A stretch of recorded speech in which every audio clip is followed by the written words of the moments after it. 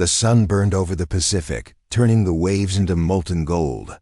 But for the women trapped on the Japanese prison camps, every sunrise was a reminder of despair.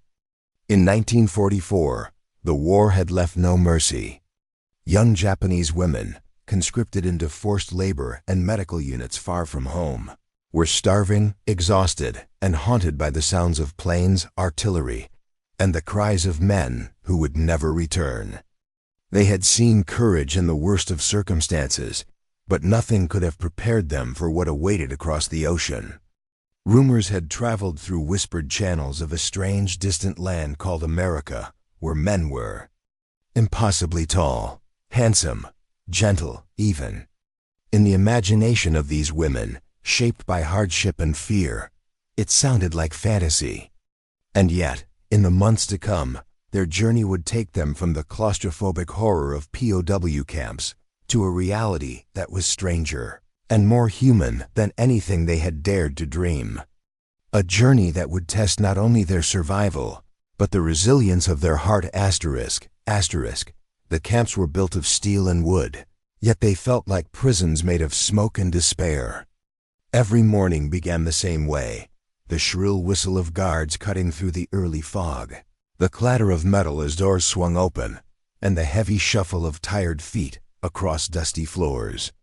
The women, some no older than 18, carried the invisible weight of shame, hunger, and exhaustion.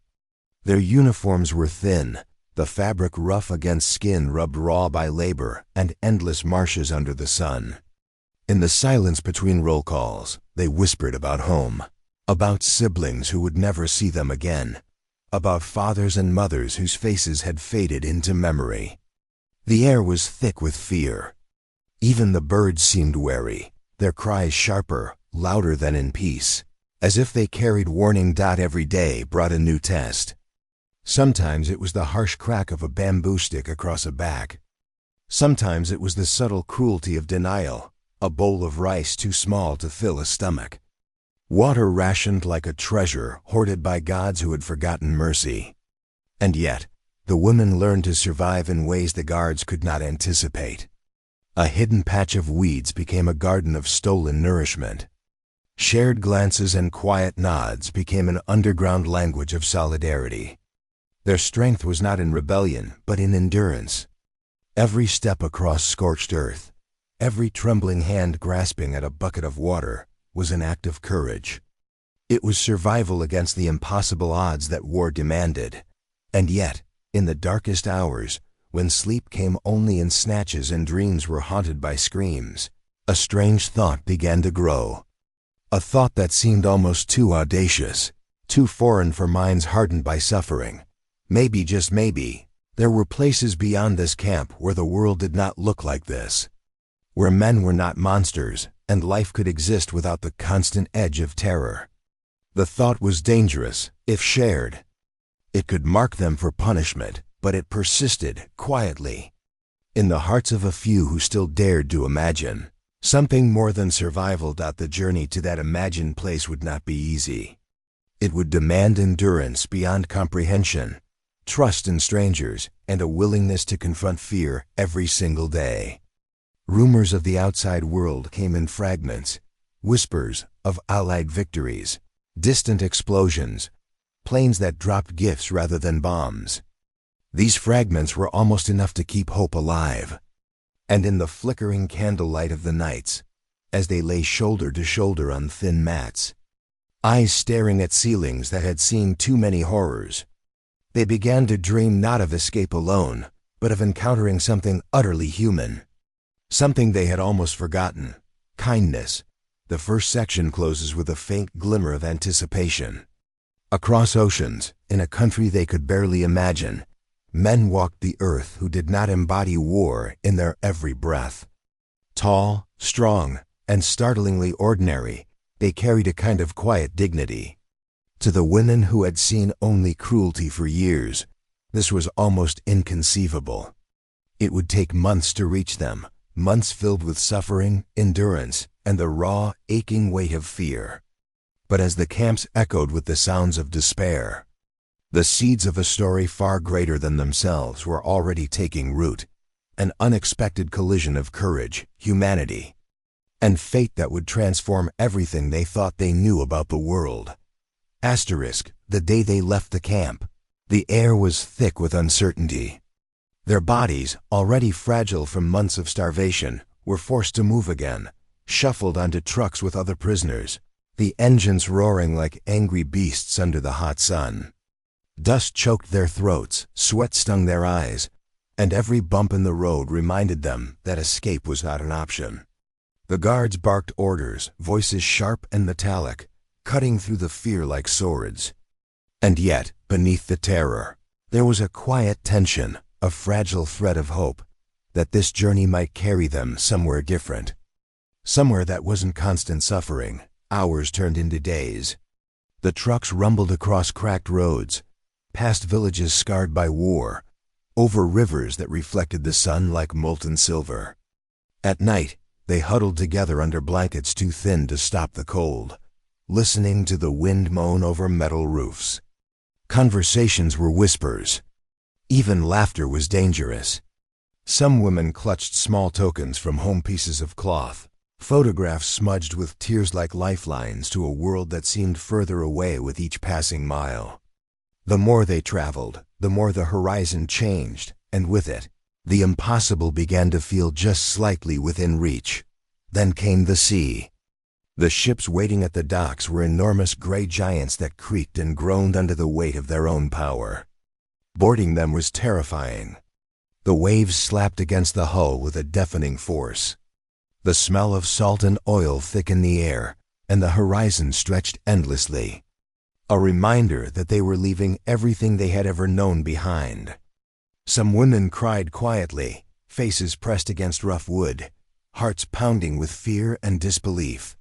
Others stared silently at the endless blue, trying to imagine a future that had been almost unimaginable only weeks before.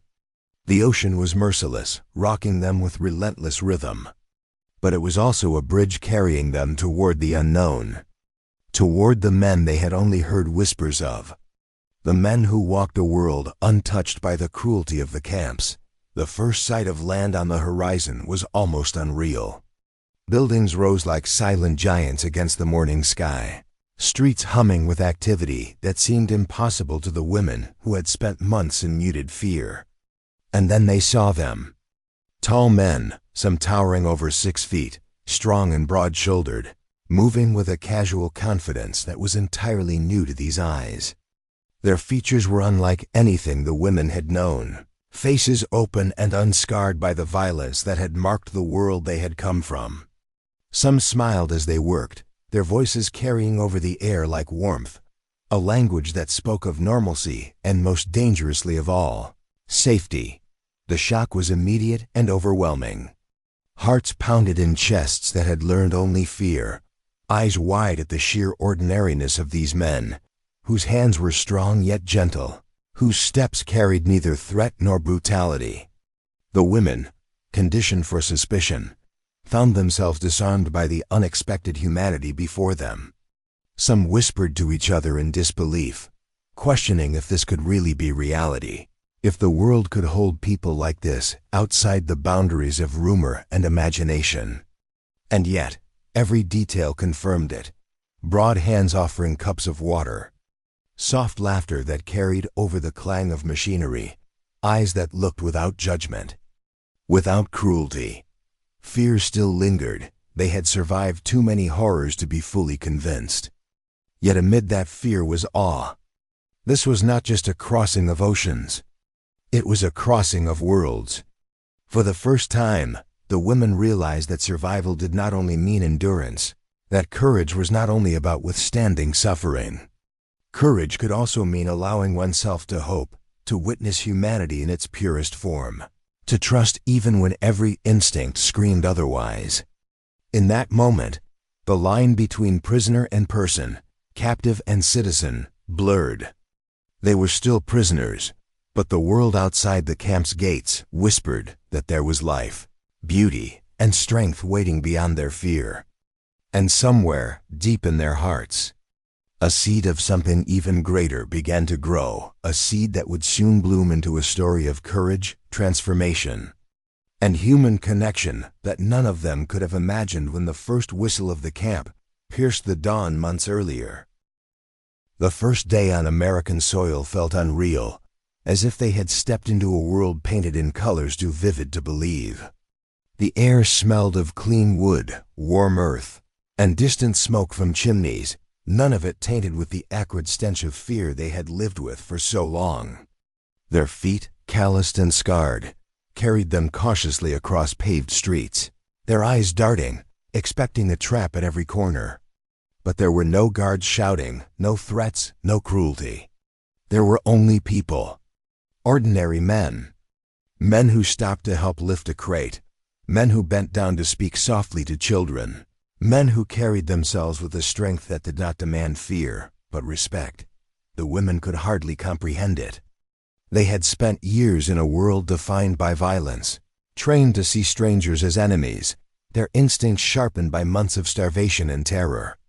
And yet, here, the towering figures of American soldiers, tall, broad, impossibly handsome, moved with quiet confidence, approachable smiles touching their lips, hands extended in kindness rather than command. One soldier handed a small bundle of food to a woman whose stomach had not known fullness in months. The simple act sent tears burning to her eyes, a mix of disbelief, relief, and a strange, trembling gratitude. She had been conditioned to expect cruelty, and yet she received kindness. It felt almost sacrilegious to trust, to believe, to hope. Their cultural shock was immense. Simple gestures, shaking hands, offering water, the easy laughter of a man speaking to a comrade, felt like miracles. Each smile became a small earthquake inside the women, shaking loose fear that had been ingrained for too long. They whispered to each other in broken phrases and hurried glances, struggling to make sense of the reality before them. These men were human, undeniably so. Strong, yes, but gentle. Handsome, yes, but approachable. Brave, yes, but not cruel. The contrast to the harsh, unforgiving world they had escaped was almost too much to bear. And yet, the human instinct to survive, to adapt, compelled them to continue forward, to take each step across this unfamiliar terrain with cautious wonder. One afternoon, a young woman paused at the edge of a field where soldiers were training. She watched as they drilled, their boots striking the earth in rhythm, rifles glinting under the sunlight. Her chest ached not from fear, but from the raw force of awe. She had imagined soldiers as monsters, as instruments of destruction. Here, they were men, and their strength was not in cruelty, but in discipline, precision, and shared purpose. A hand reached out toward her, a soldier offering assistance as she stumbled on uneven ground. Their eyes met for a brief, suspended moment, and something unspoken passed between them, the realization that compassion could exist even in wartime. That courage was not only measured by survival, but by the choice to be humane when brutality seemed easier. The days that followed were a delicate dance between fear and curiosity. The women learned to navigate the new rules of this world, to read the unspoken signals of trust, to discern the quiet gestures of kindness from the ordinary chaos of life. Every act of generosity, a bowl of soup, a blanket handed in silence, a gentle word spoken without expectation, etched itself into their hearts like a scar of hope. And yet, the emotional tension never fully eased. Fear was a shadow that lingered behind every heartbeat, reminding them that the past was never truly gone, that memories of captivity could erupt at any moment. It was a war within themselves, between instinct and experience, terror and the fragile courage to believe in goodness that, by the end of the first week, something extraordinary had begun to happen.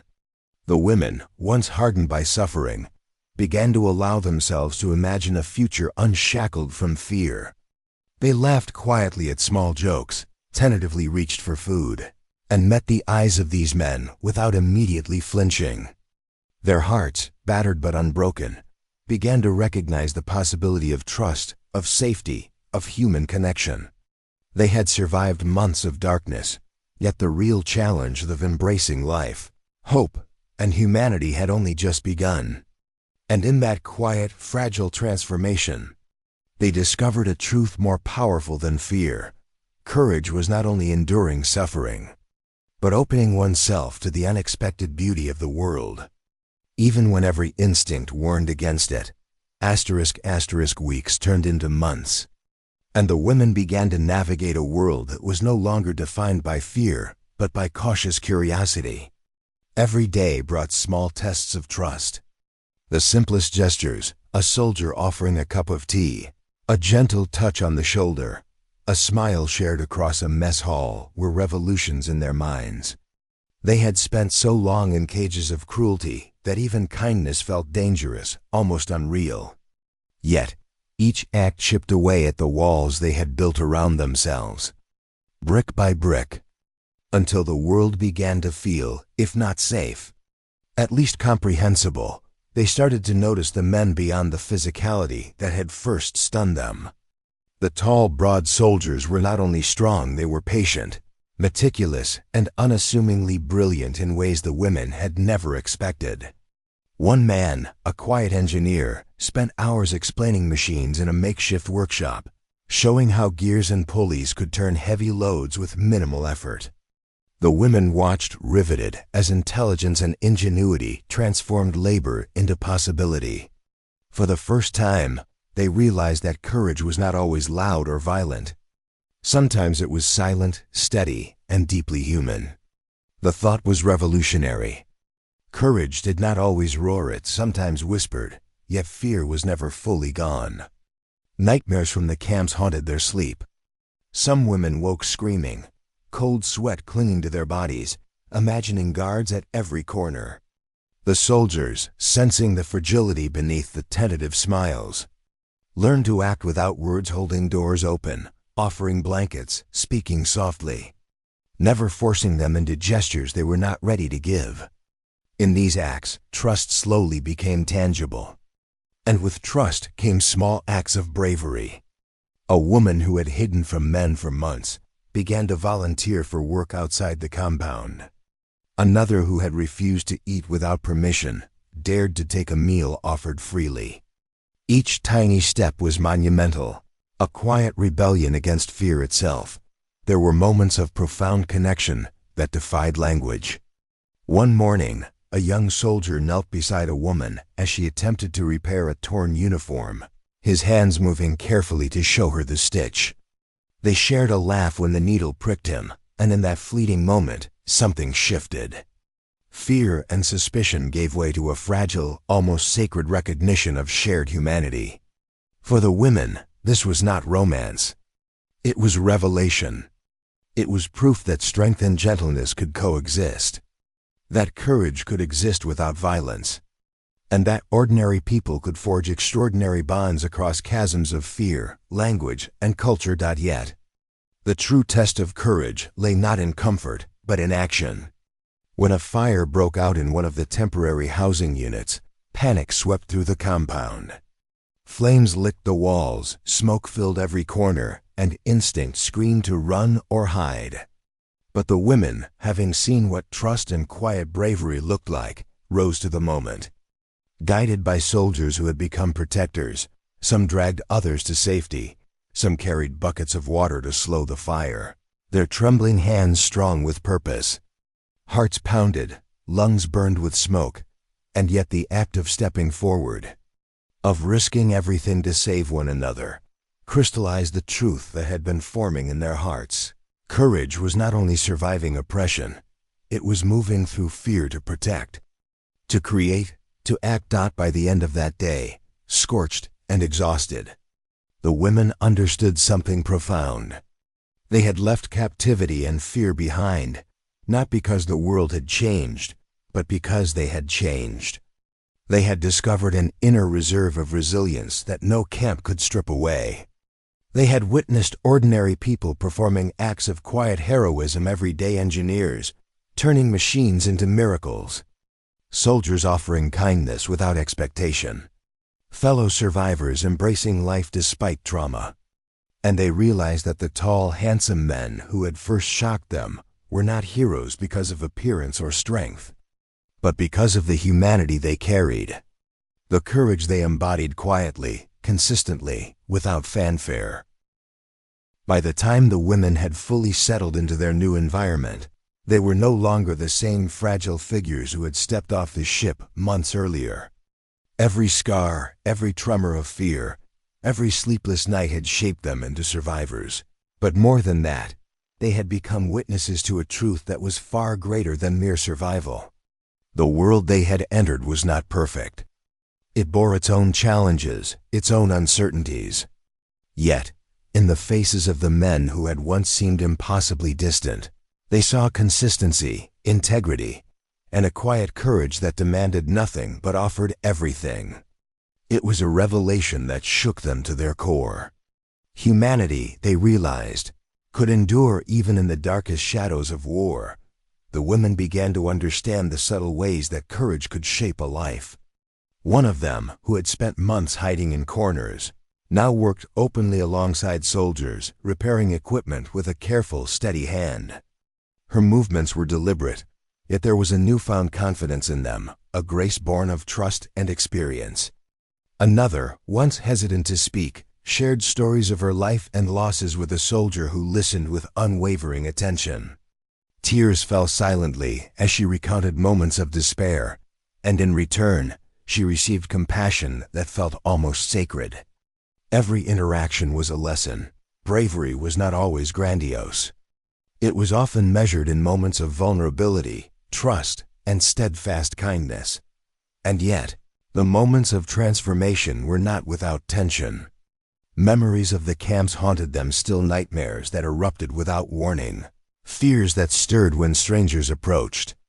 Some days were dark, filled with doubt, as if the war had etched itself permanently into their minds. But then they would witness another ordinary act of courage, a soldier pausing to comfort a frightened child, another offering to carry a heavy load, a fellow survivor extending a hand when none had been expected. Each act was a gentle reminder that fear, no matter how deep, could be met with humanity. And little by little, the women began to feel safe enough to dream, not just of survival, but of life, love, and purpose. One afternoon, as the sun poured gold across the courtyard, the women stood together, watching men practice drills, laughing, and performing small acts of ingenuity and care. There was a sense of awe in the air, tempered by quiet reflection. They realized that the tall, handsome men who had first shocked them were ordinary men who had done extraordinary things simply by choosing empathy over cruelty, integrity over indifference, courage over fear. And in recognizing this, the women themselves discovered the same power within their own hearts, the ability to heal, to trust, to transform trauma into resilience. It was a lesson written not in books, but in the lived moments of human connection, bravery, and compassion. As their story drew to its natural close, the women understood a truth that transcended nationality, language, and circumstance. Courage is not always explosive or celebrated. Sometimes it is quiet, patient, and profoundly human. Sometimes it is the choice to extend kindness in a world that has taught fear.